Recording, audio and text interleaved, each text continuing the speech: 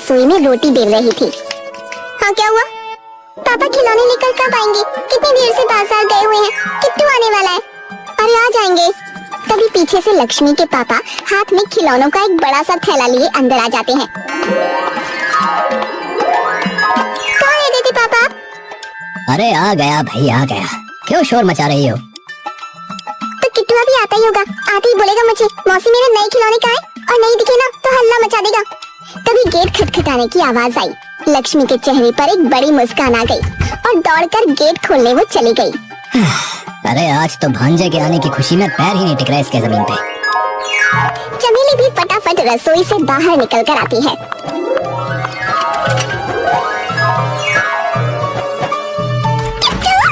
मेरा बच्चा लक्ष्मी झपट कर सीधा किट्टू को अपनी गोद में ले लेती है।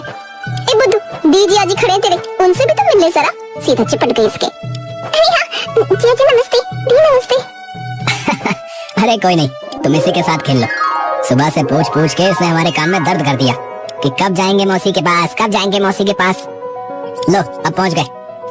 सही में। अरे बेटा आप लोग अंदर तो आओ। प्रीति और अमित अंदर आकर बैठ जाते हैं। लक्ष्मी ला इसे मुझे दे दे, और तू पानी पकड़ा अपनी दीदी जिया जी को, और फिर चाय चढ़ा दियो। माँ आप बना लो ना, मुझे इसके साथ खेलने दो। वैसे भी इतने दिनों बाद आया है। अरे बाद में खेल लेना। अरे एक हफ्ता तेरे ही पास है, जितना मर्जी उतना खेल लेना इसके साथ।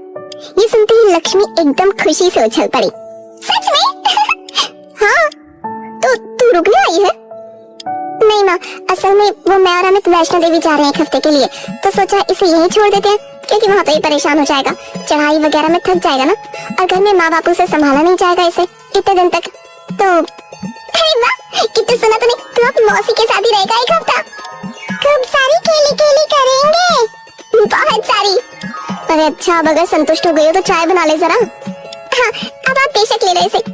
लक्ष्मी किट्टू को चमेली की गोद में पकड़ा देती है और अंदर चाय बनाने चली जाती है।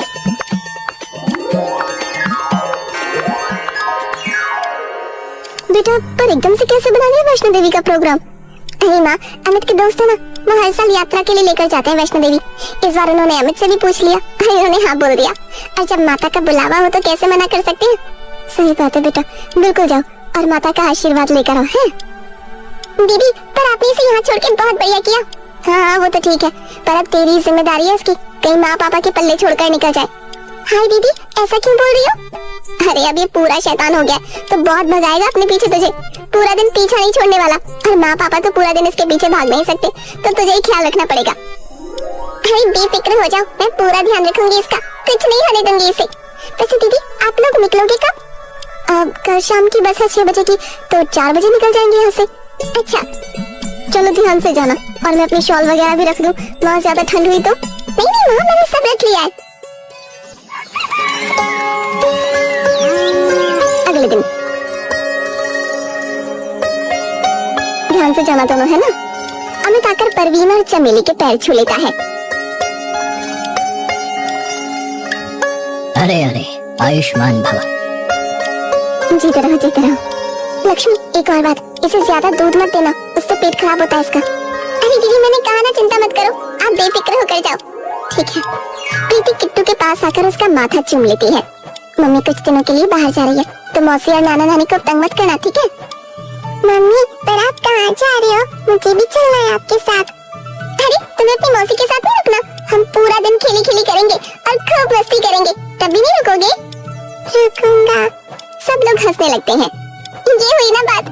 ठीक है माँ, हम चलते हैं। ठीक है बेटा। प्रीति और अमित वहाँ से निकल जाते हैं। किट्टू करें खेली खेली शुरू? हाँ चलो। पूरे घर में मानो एकदम खुशी की लहर सी दौड़ जाती है, लेकिन किसे पता था कि तूफान के आने से पहले की चुप्पी थी एक हफ्ते बाद।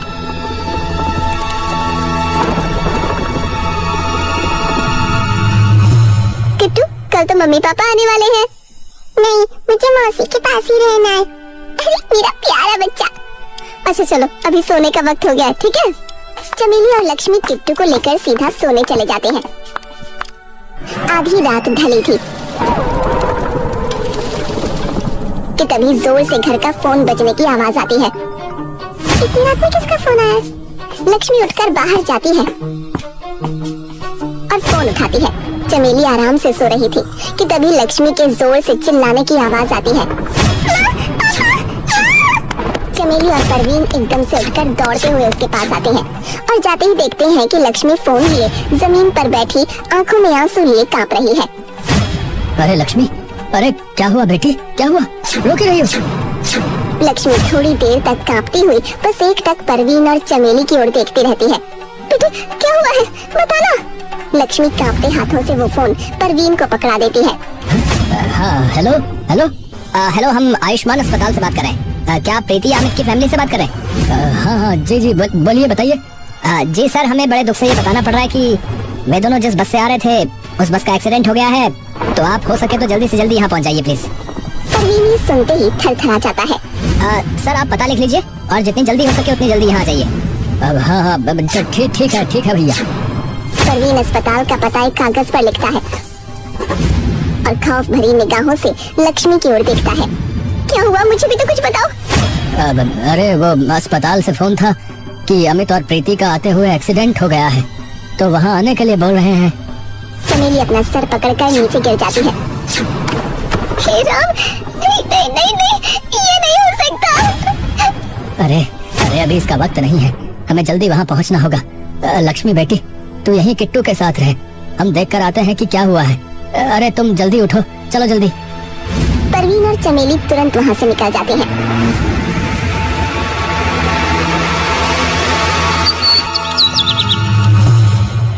और लक्ष्मी अगले दिन तक चुपचाप बस किट्टू के पास बैठी रहती है और तभी एक बार फिर से घर का टेलीफोन बज पड़ता है। फोन उठा लेती है। हेलो। फोन की दूसरी तरफ से परवीन की आवाज आती है। लक्ष्मी। पापा क्या हुआ, आप कहाँ हो अभी, सब ठीक तो है ना? अरे बेटी, किट्टू को लेकर इसके घर आजा। क्या हुआ है पापा, बताओ तो सही। तू आजा बेटी, यहाँ आके बता दूंगा। लक्ष्मी फोन रखकर किट्टू को तुरंत वहाँ से लेकर सीधा उसके घर पहुँच जाती है। और जैसे ही लक्ष्मी वहाँ पहुँचकर प्रीति और अमित को देखती है, उसके हलक से कुछ देर के लिए एक शब्द तक नहीं निकलता। लक्ष्मी। लक्ष्मी की आंखों से आंसू छलक उठते हैं। ये सब कैसे हुआ? बस आते वक्त किसी खाई में गिर गई।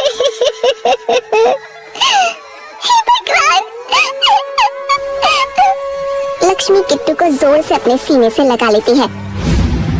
मौसी क्या हुआ, मम्मी पापा वहाँ क्यों लेटे हुए हैं? ये सुनते ही लक्ष्मी और चमेली और बिखर जाते हैं। लक्ष्मी तू इसे लेके अंदर जा, इसके लिए ठीक नहीं है ये सब देखना। लक्ष्मी किट्टू को अपने सीने से चिपकाकर अंदर ले जाती है, लेकिन किट्टू एक टक बस पर लेटे अपने मम्मी पापा को देख रहा होता है।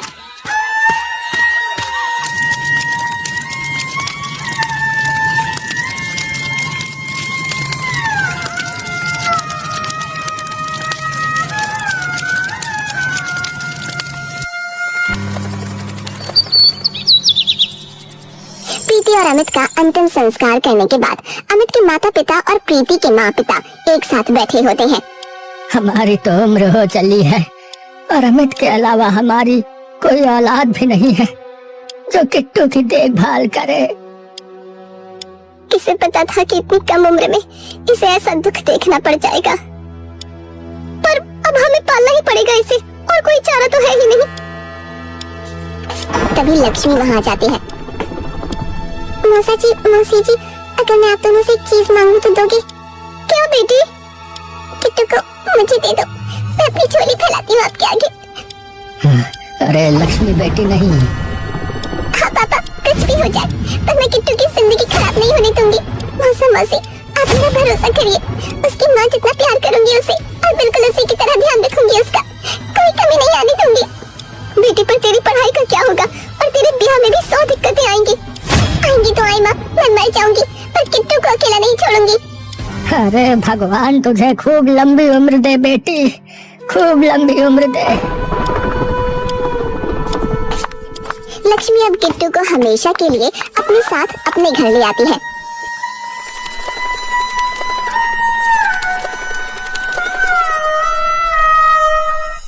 बेटी अभी तो हमारा भी इतना ब्योत नहीं है कि इसकी परवरिश ठीक से कर ले, तो तू कैसे करेगी? और कॉलेज की पढ़ाई नहीं कर पाई तो क्या, स्कूल तो किया ही है ना, यही घर पे बच्चों को पढ़ा लिया करूंगी।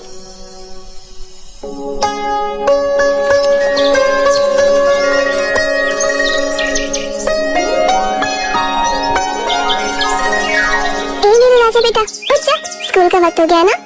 मौसी थोड़ी देर और सोने दो ना, उठ जा वरना देर हो जाएगी। किट्टू आंख मसलता हुआ उठता है। ठीक है। किट्टू उठकर फटाफट नहाने चला जाता है और लक्ष्मी उसका खाने का डिब्बा बांध देती है। किट्टू जल्दी से तैयार होकर बाहर आता है। मौसी, हाँ आई।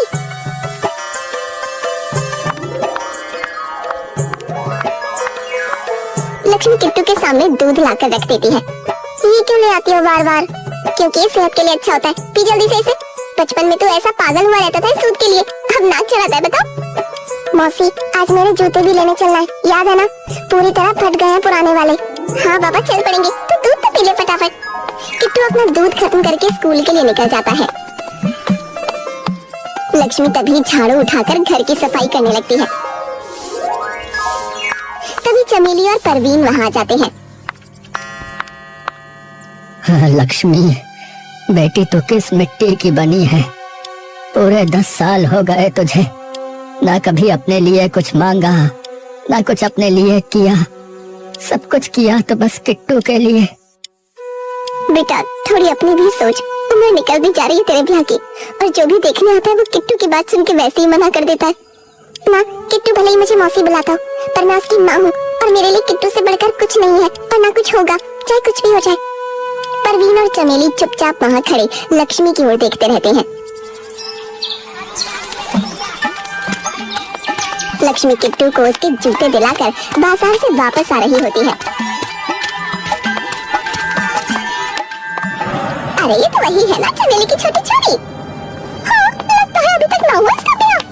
बताओ, घर वालों को भी शर्म ना आती, इतनी बड़ी कुंवारी लड़की घर पे बिठा रखी है।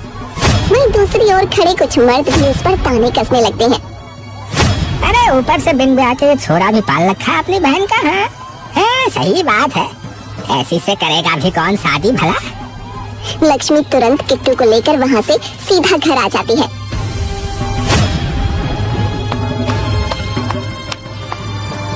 एक कोने में बैठे बिलख बिलख कर रोने लगती है। मुझे तो सभी लोग ऐसे बोलते हैं जैसे इनके साथ कुछ गलत किया हो मैंने। तभी किट्टू उस कमरे में आ जाता है।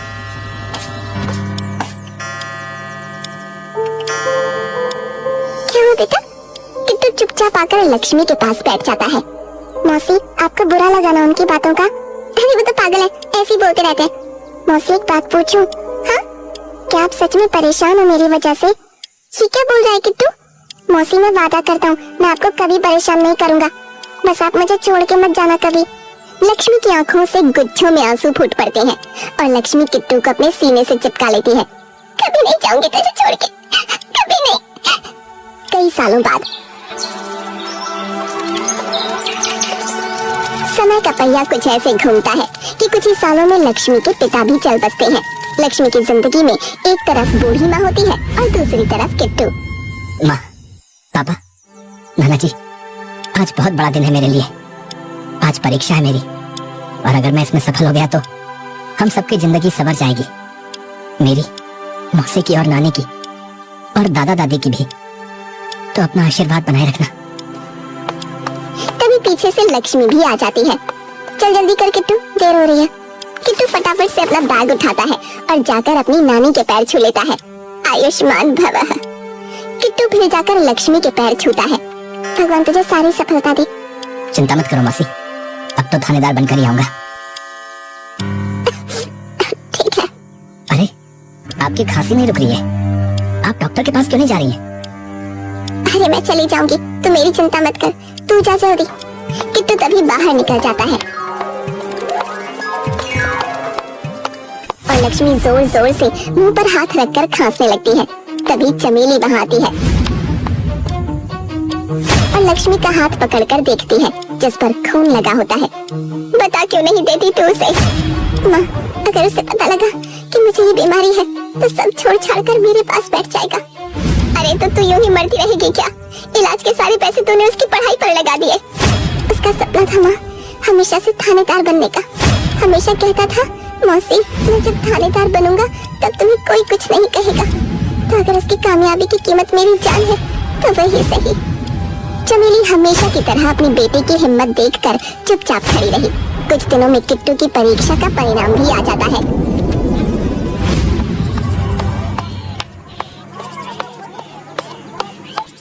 मौसी, नानी, दोनों बाहर आते हैं। क्या हो गया? मौसी, मैं पास हो गया। ये सुनते ही लक्ष्मी की आंखों से खुशी के आंसू छलक उठते हैं। शाबाश, शाबाश। तो मतलब तू बन गया इंस्पेक्टर? अभी तो नहीं बना नानी, पहले ट्रेनिंग होगी मेरी। तो 6 महीने के लिए दिल्ली रहना पड़ेगा, पुलिस एकेडमी में। अगले हफ्ते जाना है।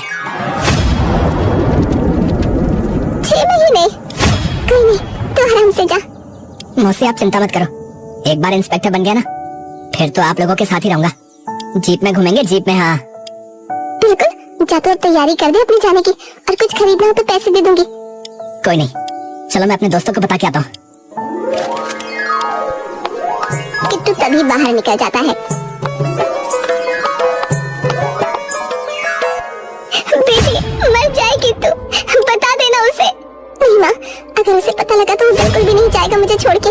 आपको पता है ना, इसका इलाज सरकारी अस्पताल में भी तो करवा सकते हैं। भगवान ने कितना बड़ा दिल दिया है तुझे, ऐसा कि अपने बारे में एक बार भी नहीं सोचती। किट्टू अगले हफ्ते ही दिल्ली के लिए निकल जाता है, और वहीं दूसरी ओर लक्ष्मी भी सरकारी अस्पताल में अपना इलाज कराने चली जाती है। देखिए, खून में इन्फेक्शन बहुत ज्यादा बढ़ चुका है। अगर हम अब ऑपरेशन भी करेंगे तो उसमें भी खतरा है बहुत। तो आप किसी और अस्पताल में दिखा सकती हैं, लेकिन मुझे नहीं लगता कि वो भी आपकी कोई सहायता कर पाएंगे। कितना वक्त है डॉक्टर साहब? हाँ देखिए, ज्यादा से ज्यादा 6 या 8 महीने। क्षमा कीजिएगा। हे भगवान, ये कैसी दुर्गति करी है मेरी। मुझसे मेरा सारा परिवार चिंता जा रहा है, एक एक करके सब जा रहे हैं। लक्ष्मी चुपचाप अपनी हिम्मत के टुकड़े बटोर कर, चलो माँ, कोई नहीं, चलो।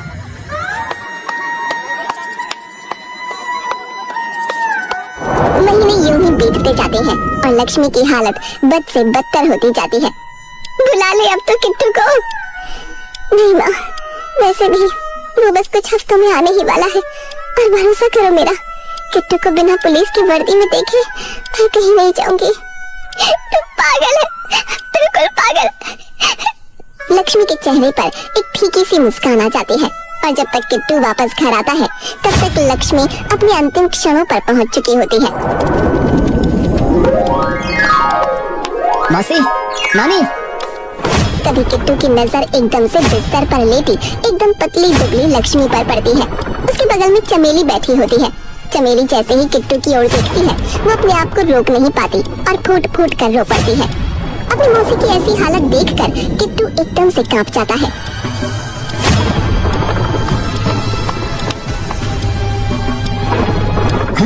मौसी, मौसी, मौसी, ये क्या हुआ? ये क्या हुआ आपको?